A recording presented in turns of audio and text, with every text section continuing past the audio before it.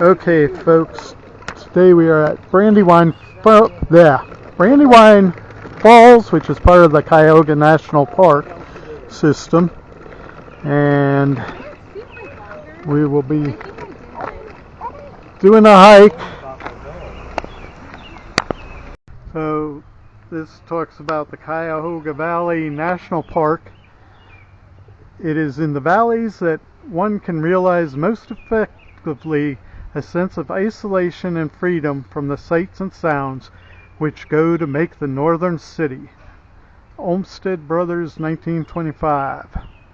Since the 1800s, the Cuyahoga Valley has been a place of retreat from urban life. Building on this tradition, citizens worked tirelessly to preserve what is now Cuyahoga Valley National Park. Created in 1974, the park protects open countryside, a canal that helped build the nation, and the river that helped spark Earth Day and the Clean Water Act.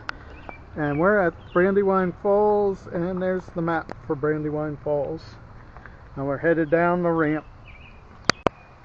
So there's a wooden bridge going down to the falls, and it's the G&V meetup. So here's Captain Jack Scrapper and Campfires and Dirty Tires. Campfires and Dirty Tires. So from the bridge you can really see the river, and there's like a part of the hillside jutting out. It's really pretty here.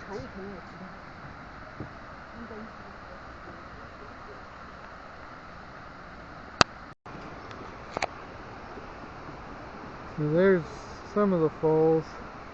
Could almost make an ASMR video here. Yeah, you could. Let's take a nap. So we found a stump that looks like a high stool, maybe Goliath stool there, and you can sort of see that the falls, like, I'm hoping we get a better vantage point up here. So there are picnic tables down there, and I don't know if you can see how grassy and hilly that is to get down in there. But there is a picnic table up here too that you can picnic at. And forgotten village of Brandywine. A bustling village once surrounded these falls, taking advantage of the water power. George Wallace, not the comedian, built a sawmill here in 1814. Over the next decade, the village of Brandywine added a whiskey distillery, grist mill, woolen mill, and dozen houses.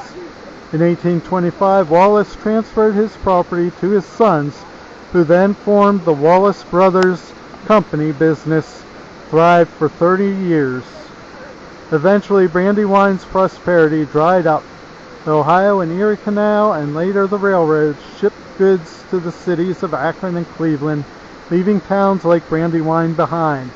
Except for the barn and house built by James Wallace in 1848, now restored as the Inn at Brandywine Falls, only a few hidden foundations remain of the village of Brandywine. And there is the falls with a much better view of them. They are so gorgeous. Now, for able-bodied people, you can get down there, but there's steps going down there, so handicapped traveler can't do that one. And it basically is the end of this, at least for the handicapped people. I think, isn't that steps over there, babe?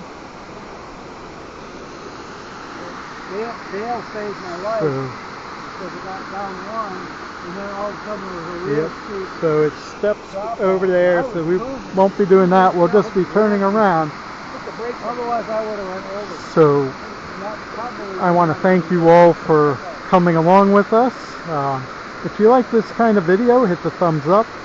Think about subscribing. We have plenty of walks and from the handicapped person's perspective. For the handicap, I'm going to give it a 5 out of 10 because, sorry, Okay.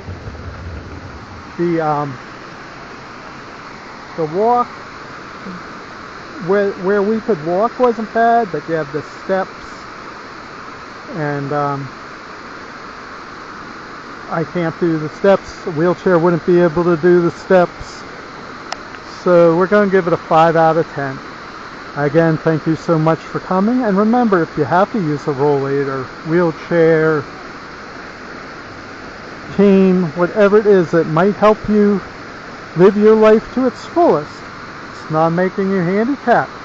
It's making you handy capable. Thanks so much for joining us.